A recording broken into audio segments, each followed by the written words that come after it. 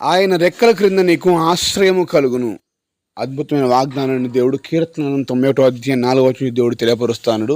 నిజమండి, దేవుని రెక్కలు మనకు, దేవునికి చేతుల కింద మనకు ఆశ్రయము, నీడ కలుగుతుంది.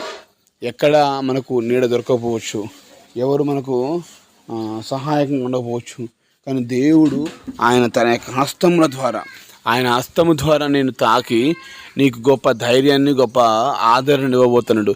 ఎవరు నిన్ను ధైర్యపరచకపోయినా దేవుడు ధైర్యపరిచేవాడు, దేవుడు ఆదరించేవాడు, దేవుడు నిన్ను స్వస్థపరిచేవాడు. నిజమే అండి, ఆయన పొందిన గాయముల ద్వారా నీకు స్వస్థత ఉన్నది.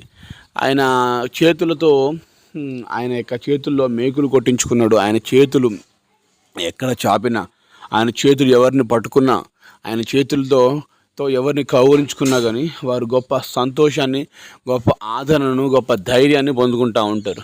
ప్రియా సహోదరి సహోదరుడా, ఎక్కడి నుంచి నువ్వు ఈ మాటలు వింటున్నావు?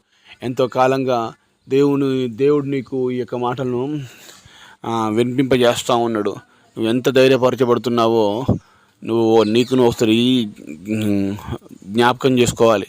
ఎంతోమంది మనుషుల దగ్గరికి వెళ్ళి ఆ మనుషులు నాకు సహాయం చేస్తారు, వాళ్ళ ద్వారా నాకు మేలు కలుగుతుంది, వీళ్ళ ద్వారా మేలు కలగాలి అని చెప్పేసి ఎదురు చూస్తూ అటు ఇటు తిరుగుతున్నావే. కానీ దేవుని చింతకు వస్తే దేవుడు నాకు, ఆయన ఆశ్రయము, దేవుడు నాకు మేలుకరంగా ఉంటాడు, దేవుడు నాకు సహాయం చేస్తాడనే విషయాన్ని మర్చిపోతున్నాం.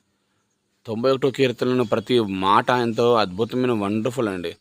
మరి ఈ విధంగా దేవుడు నీకు ప్రతినిత్యము తన వాగ్దానాన్ని అందింపజేస్తుండగా, ఆ దేవుడేముంది అని చెప్పి దేవుని వాక్కును కాకుండా, దేవుని మాటను కాకుండా, మనుషులు నాతో మాట్లాడాలి, మనుషుల దగ్గరికి వెళ్ళాలని చెప్పేసి మనుషుల వైపు తిరుగుతూ అటు ఇటు చూస్తున్నావేమో. దయచేసి జాగ్రత్త.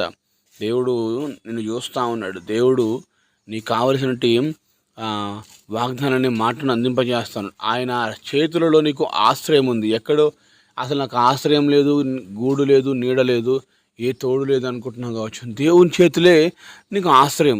దేవుని తన హస్తములతో నీకు గూడును ఏర్పాటు చేయబోతున్నాడు, తన నీడను ఏర్పాటు చేయబోతున్నాడు. అంటే దేవుని నమ్మినట్లయితే, ఒకవేళ నీకు దేవుని మీద ఆధారపడినట్లయితే, ఏ తోడు లేకుంటున్నా నీకు దేవుడు తోడుగా ఉంటాడు. ఏ నీడ, ఏ గూడు అనగా ఏ ఇల్లు లేకుంటున్నా కూడా దేవుడు నీకు మంచి ఇల్లుని ఇస్తాడు. దేవుడు విడిచిపెట్టేవాడు ఎంత మాత్రం కాదు. ఇది సత్యం, ముమ్మాటికి వాస్తవం.